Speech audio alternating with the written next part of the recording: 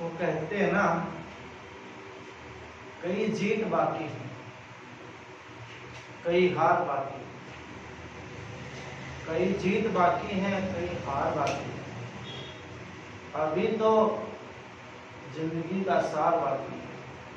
यहाँ से चले नई मंजिल के लिए, यहाँ से चले नई मंजिल के लिए, ये तो एक पन्ना था, अब एक किताब बाकी है।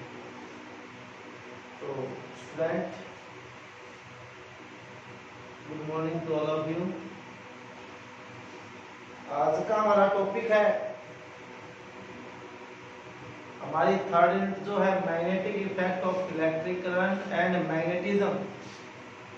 क्लास 12th के अंदर फिजिक्स के अंदर जो थर्ड यूनिट है वो हमारी magnetic effect of electric current and magnetism. मैंने पिछले लेक्चर में बताया था जब सेकेंड यूनिट के अंदर इलेक्ट्रिक करंट जो होता है उसके 3 इफेक्ट होते हैं। Number 1 heating effect, number 2 chemical effect और number 3 magnetic effect. Electric current ये तीनों तरह के इफेक्ट शो करता है। तो आज जो थर्ड यूनिट हमारी वो मैग्नेटिक इफेक्ट की है और हमारे पास टॉपिक आता है बायो-सावर्ट्स लॉ।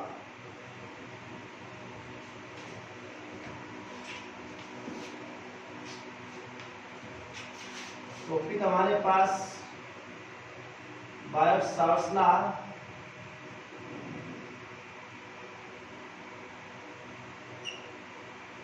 बायो-सावर्ट्स लॉ, ये दो अलग अलग साइंटिस्ट थे, एक बायो और एक सावर्ट्स। इन दोनों ने मिलकर दिया था और जिसका नाम था बायो-सावर्ट्स लॉ। बायो-सावर्ट्स लॉ किसके लिए अप्लाई किया गया था? एक स्मॉल करंट एलिमेंट होता है। क्या होता है कि करंट एलिमेंट होता है। जब किसी करंट एलिमेंट की वजह से, आपको पता है हमने किसी वायर में इलेक्ट्रिक करंट पास करा देते हैं, उस वायर के चारों तरफ मैग्नेटिक फील्ड प्रोड्यूस हो जाती है। जब किसी वायर में इलेक्ट्रिक करंट पास कराते हैं तो उस वायर के चारों तरफ क्या प्रोड्यूस हो जाती है? Magnetic field. तो यहां पर कोई हम स्मॉल एलिमेंट मानते हैं, कोई मतलब ये पूरा वायर इतने इतने एलिमेंट से मिलकर बनता है। कंट्रीब्यूशन होता है, जो कंट्रीब्यूशन होता है एलिमेंट का, वो मिलकर ही पूरा एलिमेंट बनाते हैं। तो उस करंट एलिमेंट की वजह से, उस स्मॉल करंट एलिमेंट की वजह से यहां पर मैग्नेटिक फील्ड प्रोड्यूस होती है। तो हमने उस मैग्नेटिक फील्ड को फाइंड करना है। तो देखना कैसे करेंगे।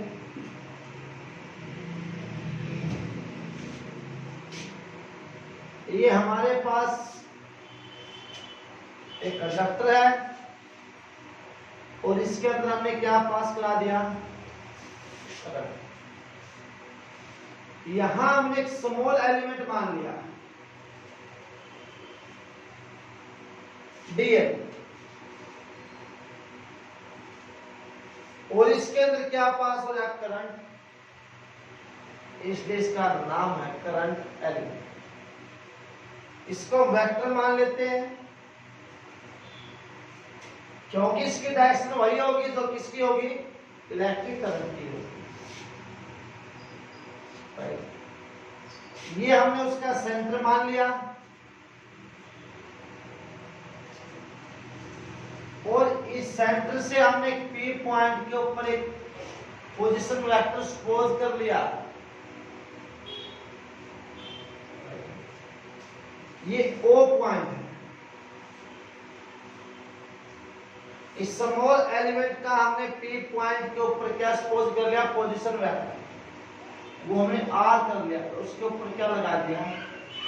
और इस पोजीशन वेक्टर की जो डायरेक्शन होगी वो आउटवर्ड की तरफ होगी और इस P पॉइंट के ऊपर देखो ये स्मॉल एलिमेंट है, करंट एलिमेंट, वैसे करंट स्केलर होता है, लेकिन करंट एलिमेंट को यहाँ हमने क्या लेके चले हम वेक्टर, क्योंकि इसकी डायरेक्शन सेम है तो करंट की होती है। तो यहाँ पर P पॉइंट के ऊपर मैग्नेटिक फील्ड प्रोड्यूस हो जाती है स्मॉल, बी सिंबल किसका, मैग्नेटिक फील्ड का।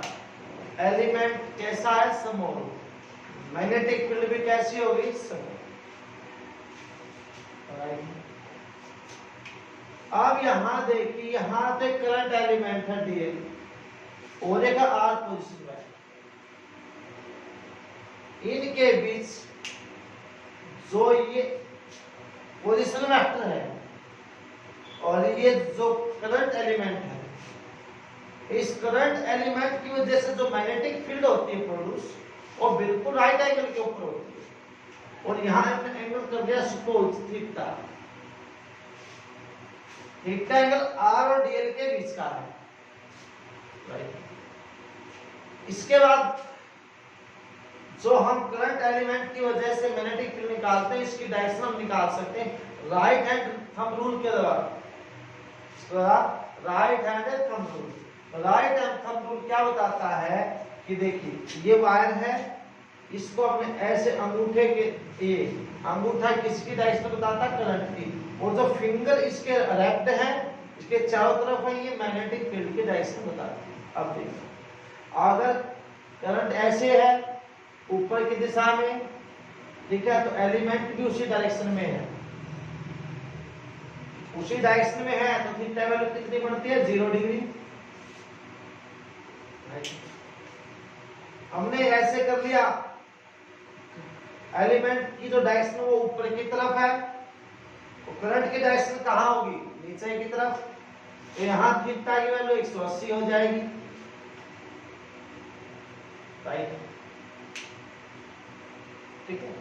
और ये ऐसे, अब वो क्या है, मैग्नेटिक फील्ड बाहर की तरफ है सर्कुलर अराउंड में, तो वो जो जिस प्लेन के, उस प्लेन के बिल्कुल क्या होगी, परपेंडिकुलर, ये देखिए आउटवर्ड, यहां पर होगी 90 डिग्री,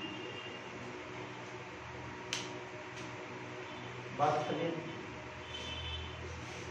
यहां 0 डिग्री है, यहां 90 डिग्री है, यहां 180 डिग्री, ये अपोजिट डायरेक्शन है, ये सेम डायरेक्शन है, और ये क्या उसकी पैरेलल डायरेक्शन है। तो यहां से क्या हुआ, उस मैग्नेटिक फील्ड का हमने मैग्नीट्यूड निकालना है। तो मैग्नेटिक फील्ड कैसे डिपेंड करती है, तो यहाँ पर बायसार्ट्स लॉ ने क्या एक्सप्लेन किया कि इस करंट एलिमेंट की वजह से जो मैग्नेटिक फील्ड प्रोड्यूस हुई है वो डिपेंड करती है इलेक्ट्रिक करंट के ऊपर। वो इलेक्ट्रिक करंट के क्या होगी, वो डायरेक्टली प्रोपोर्शनल होगी। अगर जितना ज्यादा हम इलेक्ट्रिक करंट पास कराएंगे उतने ही ज्यादा मैग्नेटिक फील्ड स्ट्रॉन्ग होगी। आगे बात समझिए, फिर वो डिपेंड करती है मैग्नेटिक फील्ड किसके, स्मॉल एलिमेंट। अगर एलिमेंट स्मॉल होगा तो मैग्नेटिक फील्ड भी क्या होगी, स्मॉल होगी। अगर उस एलिमेंट को हम बड़ा ले लेंगे तो मैग्नेटिक फील्ड भी क्या हो जाएगी, ज्यादा हो जाएगी। और थर्ड जो होगा हमारा जो पोजीशन वेक्टर है, ठीक है, मैग्नेटिक फील्ड डिस्टेंस अगर जितनी ज्यादा दूर जाती जाएगी मैग्नेटिक फील्ड उतनी वीक होती जाएगी, और जितनी पास आएगी मैग्नेटिक फील्ड उतनी ज्यादा क्या होगी, स्ट्रॉन्ग होगी। तो इस बात का मतलब क्या है, जो आर है पोजीशन वेक्टर, जितने के ऊपर मैग्नेटिक फील्ड यहाँ पर निकालनी है, फाइंड करनी है, वो आर डिस्टेंस के ऊपर है, तो वो डिस्टेंस का क्या होगी, स्क्वायर के इनवर्सली प्रोपोर्शनल होगी, ठीक है। और यहाँ पर जो मैग्नेटिक फील्ड हमने परपेंडिकुलर लेके चली है, तो यहाँ पर हम कौन सा एंगल लेके चलेंगे, साइन थीटा की। परपेंडिकुलर है, परपेंडिकुलर में ही तो क्या होती है, मैग्नेटिक फील्ड मैक्सिमम होती है। और मैक्सिमम किस में होता है, साइन 90 ना 90 मैक्सिमम किस में होता है, कोस में या साइन में, कोस में तो 0 होता है, मैक्सिमम किस में होता है, साइन में। इसलिए साइन थीटा का क्या होगा, डायरेक्टली प्रोपोर्शनल होगा। इलेक्ट्रिक करंट का भी क्या होगा, डायरेक्टली। स्मॉल एलिमेंट का भी क्या होगा, मैग्नेटिक फील्ड डायरेक्टली। डिस्टेंस के स्क्वायर का क्या होगा इनवर्सली आपको पता है, चाहे ग्रेविटेशनल फील्ड हो, चाहे इलेक्ट्रिक फील्ड हो, चाहे मैग्नेटिक फील्ड हो, सभी इनवर्स स्क्वायर लागू वे करती हैं क्योंकि डिस्टेंस के स्क्वायर क्या होती है इनवर्सली प्रोपोर्शनल। हमारे पास सभी का मैग्नीट्यूड क्या है मैग्नेटिक फील्ड, इसलिए इसको हम कंबाइनिंग कर देंगे ideal sin theta upon r का स्क्वायर। अब इसको हटाने के लिए हम क्या लगाएं कांस्टेंट, हमने लगा दिया k, क्या लगाया कांस्टेंट k, और इस k की वैल्यू SI के अंदर अलग होगी और CGS के अंदर इसकी वैल्यू अलग होगी। CGS के अंदर क्या होगी इसकी, इन CGS के अंदर k की वैल्यू 1 हो जाएगी, तो मैं यहां रखूंगा dB = ideal sin theta upon में r का स्क्वायर। अब मैं लेके चलूंगा असाइनमेंट में, इन SI में जो k है उसकी वैल्यू होगी म्यू नॉट अपॉन में 4 पाई, तो मैं यहां रखूंगा म्यू नॉट अपॉन 4 पाई आइडियल sin थीटा अपॉन 4 पाई r का स्क्वायर। अब जो ये कांस्टेंट है म्यू नॉट अपॉन 4 पाई, इसका नाम है मैग्नेटोस्टैटिक